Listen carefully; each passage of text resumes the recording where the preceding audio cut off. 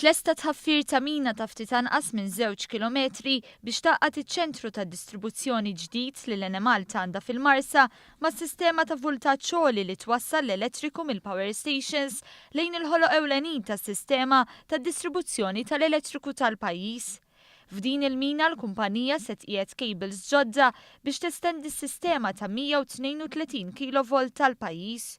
Dan il-proġett huwa parti minn investiment multimiljonarju biex tiżdied il-kapaċità tas-sistema tad-distribuzzjoni li tissupplixxi l-elettriku lil klijenti fil-lokalitajiet fl-inħawi tal-Port il-Kbir u lil hinn minnu.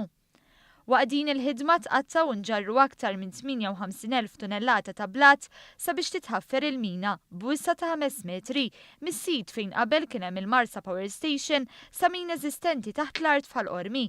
Dwar dan fisser aktar iċ-ċermen tal-Enemalta Fredrika Tsoppardi. Bis-saħħa hekk irnexxina wkoll issa fi ftit żmien ieħor ngħaddu l-cables u nsaħħu il-distribuzzjoni f'din il-parti wkoll tal-pajjiż. Din is-sistema ta' voltaġġ għoli twassal l-elettriku mill-power stations ta' Dellimara u mill-interconnector ta' bejn Malta u l-Italja lejn il-ħoloq ewlenin tas-sistema tad distribuzzjoni tal-elettriku nazzjonali fil-Kappara l-Mosta u l-Marsa.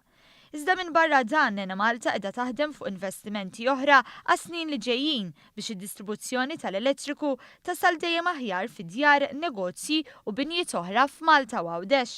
Għandna pjanat li fil-sena sentejn li ġejjin se nkunu qegħdin investu aktar ukoll minn 20 miljun biex insaħħu diversi partijiet oħra tad-distribuzzjoni fosthom Paċevil, il-Kappara u anke Witilajn.